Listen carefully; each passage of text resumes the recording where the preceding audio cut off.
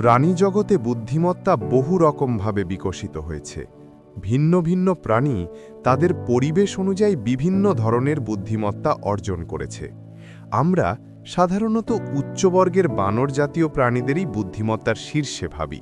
তাদের যন্ত্র ব্যবহার করার ক্ষমতা, যেমন লাঠি পাথর দিয়ে খাবার তোলা বা আয়নায় নিজেদের চেনার ক্ষমতা, আমাদের প্রায় বিস্মিত করে। একইভাবে বড় সামুদ্রিক মাংসাশী স্তন্যপায়ী প্রাণী যেমন ঘাতক তিমি, তাদের নিজস্ব স্বরভিত্তিক ভাষা, দলবদ্ধ শিকার কৌশল এবং জটিল যোগাযোগ ব্যবস্থা নিয়ে বিখ্যাত। আর যে কোনো কুকুরের মালিক জানেন, কুকুরের সামাজিক বোধ, আবেগ বোঝা এবং মানুষের প্রতিক্রিয়া উপলব্ধির ক্ষমতা সত্যিই চমৎকার।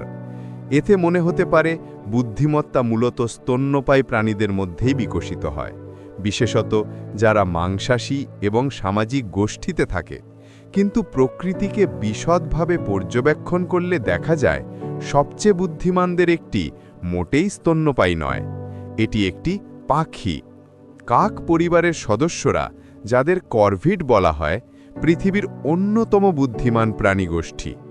কোভিড পাখিদের আচরণ অত্যন্ত দুষ্টুমিপ্রবণ, খেলাধুলা পছন্দকারী এবং বুদ্ধিদীপ্ত।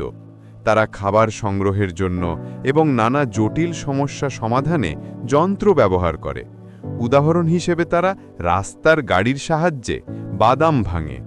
বাদামটি রাস্তায় ফেলে গাড়ি দিয়ে তা ভাঙায়, তারপর পথচারী সংকেতে সবুজ বাতি জ্বলার পর নিরাপদে সেটি তুলে নেয়।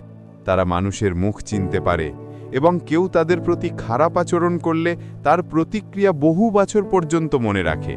তারা শোনা শব্দ নকল করতে সক্ষম এবং গবেষণায় দেখা গেছে তাদের সমস্যা সমাধানের দক্ষতা প্রায় 7 বছর বয়সী শিশুর সমতুল্য। কিন্তু প্রশ্ন হল, কাকেরা এত বুদ্ধিমান কিভাবে এবং আমরা তাদের এই বুদ্ধিমত্তা কিভাবে মাপি?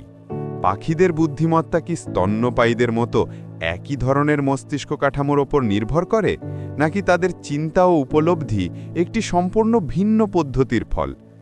কাক পরিবারে জে, র্যাভেন, রুক, ম্যাগপাই সহ আরও অনেক প্রজাতি রয়েছে। এদের মধ্যে বুদ্ধিমত্তার তারতম্য থাকলেও নিউ ক্যালিডোনিয়ান কাককে সবচেয়ে বেশি বুদ্ধিমান মনে করা হয়। তারা কাক পরিবারের মধ্যে এমন স্থান দখল করে যেমন মানুষের অবস্থান গোটা বানর জাতীয় প্রাণীদের মধ্যে। গবেষণা পরীক্ষাগুলোতে দেখা গেছে এই কাকেরা সমস্যা সমাধানে অসাধারণ দক্ষ। এক পরীক্ষায় তাদের সামনে পানি ভর্তি নল রাখা হয়েছে, যেখানে খাবারটি ভাসমান অবস্থায় ছিল কিন্তু তাদের নাগালের বাইরে। পাশাপাশি আরেকটি নলে পানি নেই, কেবল বালি।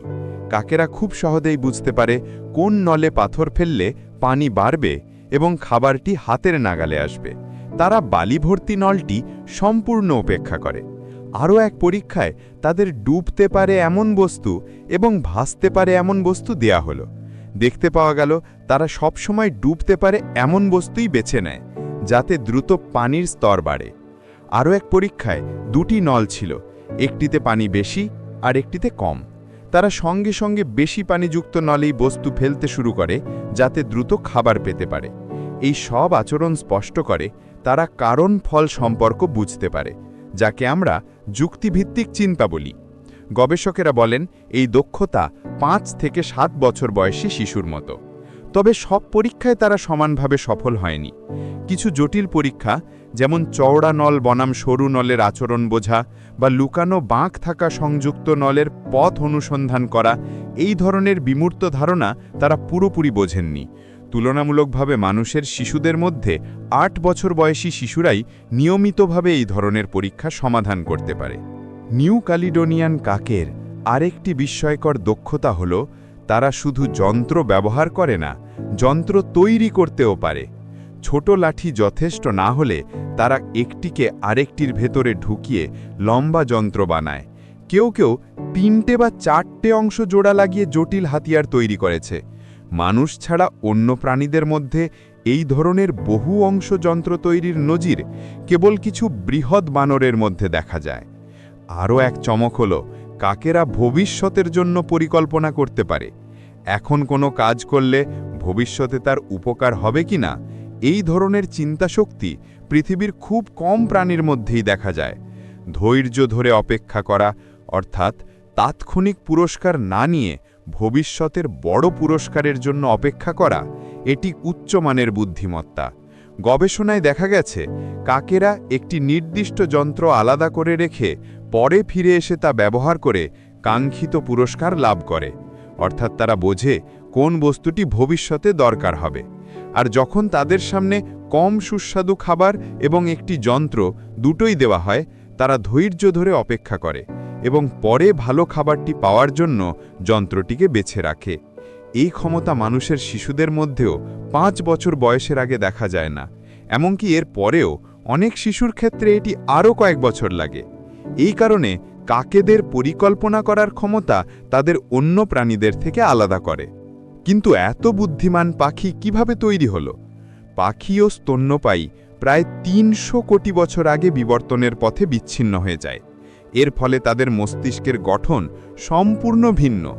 স্তন্যপায়ীদের মস্তিষ্কে একটি বৃহৎ 6 স্তর বিশিষ্ট আবরণ তৈরি হয়েছে, যা শেখা, স্মৃতি, অনুভূতি এবং চিন্তাশক্তির জন্য দায়ী। পাখিদের এই স্তর নেই। তবুও সাম্প্রতিক গবেষণায় দেখা গেছে পাখিদের মস্তিষ্কের তন্তুর বিন্যাস স্তন্যপায়ীদের জটিল মস্তিষ্কের মতোই কাজ করে। এর ফলে অনুমান করা হয় 2 দলের মধ্যে মস্তিষ্কের বিবর্তন আলাদা হলেও বুদ্ধিমত্তার লক্ষ্যে তারা এক ধরনের অভিন্ন সমাধান খুঁজে পেয়েছে।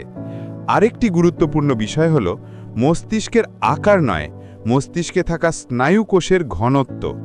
কাক ও তোতা প্রজাতির মস্তিষ্কে স্নায়ুকোষ অত্যন্ত ঘনভাবে সাজানো থাকে, এমনকি একই আকারের বানর জাতীয় প্রাণীর তুলনায় দ্বিগুণ পর্যন্ত স্নায়ুকোষ পাওয়া গেছে। এর অর্থ ছোট মস্তিষ্কে অত্যন্ত শক্তিশালী প্রক্রিয়াকরণ ক্ষমতা থাকতে পারে। বুদ্ধিমত্তার আরেকটি ব্যাখ্যা পাওয়া যায় তাদের লালন পালনের ধরনের মধ্যে দিয়ে।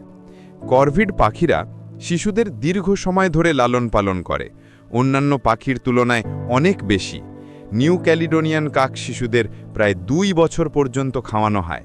এই সময়ে তারা বাবা মায়ের কাছ থেকে যন্ত্র তৈরি করা এবং ব্যবহার করা শেখে, যাকে বলা হয় প্রজন্মান্তর শিক্ষা। যুব পাখিরা অনেক প্রজাতিতে দলবদ্ধভাবে থাকে, এক ধরনের কিশোর দল, যেখানে প্রতিযোগিতা, ঝগড়া, বন্ধুত্ব, জোট, সম্পর্ক সব কিছু শেখা হয়। এই সামাজিক শিক্ষাগুলো পরবর্তী জীবনে তাদের আরও দক্ষ করে তোলে। এমনকি র্যাভেনদের নেকড়ের সাথে খেলতে দেখা গেছে। এটি 2 প্রজাতির মধ্যে এক ধরনের সম্পর্ক গঠন। কখনো কখনো এটি নেকড়ের শিকার থেকে খাবার পাওয়ার সুযোগ তৈরি করে। কিছু প্রতিষ্ঠান কাকদের আবর্জনা সংগ্রহ করতে প্রশিক্ষণ দিচ্ছে। পাখি যখন একটি নির্দিষ্ট ডিভাইসে আবর্জনা ফেলে, তখন সেটি পুরস্কার হিসেবে খাবার দেয়। ফ্রান্সের একটি বিনোদন স্থানে এ ধরনের প্রকল্প ইতিমধ্যে চালু হয়েছে। অবশ্য মানুষের কাজ পাখির ওপর চাপানো উচিত নয়, তবে এই কাজ পরিবেশ রক্ষা, মানুষের সচেতনতা বৃদ্ধি এবং মানুষের সাথে প্রাণীর সহযোগিতার একটি নতুন দিগন্ত খুলতে পারে।